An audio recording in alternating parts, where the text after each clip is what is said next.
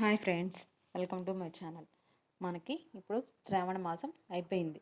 శ్రావణ మాసంలో ప్రతిరోజు మనం లక్ష్మీదేవి అష్టోత్తరాన్ని చదువుకుంటూ లక్ష్మీదేవిని ఎలా పూజ చేస్తామో అదేవిధంగా మనం భాద్రపద మాసం మొత్తం వినాయకుడిని పూజించి వినాయకుని అష్టోత్తరాన్ని గనక చదువుకున్నట్లయితే వినాయకుని యొక్క అనుగ్రహం మనకి కలుగుతుంది. చవితి రోజు మాత్రమే కాకుండా ఆ నెల మొత్తం వినాయకునికి ఎంతో ప్రీతికరమైనది. కాబట్టి భాద్రపద మాసం మొత్తం వినాయకుని అష్టోత్తరాన్ని చదువుతూ వినాయకుని గనక పూజించినట్లయితే వినాయకుని యొక్క అనుగ్రహం మనకు కలుగుతుంది. మనం వినాయకునికి ముందు గుంజలు తీస్తాం. ఎందుకు తీస్తారో మీకు ఎవరికైనా తెలుసా? మీకు ఒక కథ చెప్తాను, వినండి. వినాయకుడు మోదక ప్రియుడే కాదు, గుంజళ్ళ ప్రియుడు కూడా.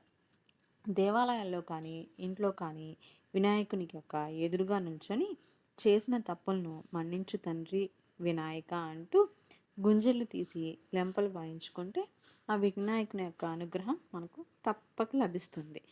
ఒకసారి విష్ణుమూర్తి పరమశివుని కోసం కైలాసానికి వెళ్ళాడు. అక్కడున్న వినాయకుని వద్ద విష్ణువు తన సుదర్శన చక్రాన్ని ఉంచి లోనికి శివుని దగ్గరకు వెళ్ళి మరలా తిరిగి వచ్చేసరికి ఆ చక్రాన్ని వినాయకుడు నోట్లో పెట్టుకొని ఎంత ఇవ్వమని అడిగినా ఇవ్వలేదట. ఎన్ని విధాలుగా ప్రయత్నించినా ఆ చక్రాన్ని తీసుకోవడం కుదరలేదు.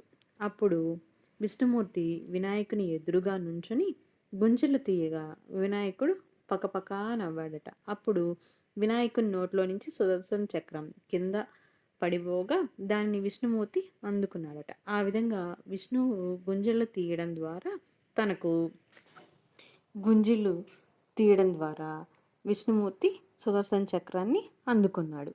ఈ విధంగా గుంజలు తీసినట్లయితే మనకు కావాల్సిన దాన్ని వినాయకుని దగ్గర నుంచి పొందవచ్చు. అదే కాకుండా వినాయకుని యొక్క అనుగ్రహం మనకు తప్పనిసరిగా కలుగుతుంది. కాబట్టి మనం ఇంట్లో కానీ లేకపోతే దేవాలయాల్లో కానీ వినాయకుని ముందు గుంజలు తీస్తూ ఉంటారు. ఇదే విధంగా ప్రతిరోజు కనుక పిల్లల్ని రెడీ చేసి స్కూల్కి వెళ్ళేటప్పుడు కనుక వినాయకుని ముందు గుంజలు తీసి పంపించినట్లయితే పిల్లలకి చదువు బాగా వస్తుంది. Thank you friends.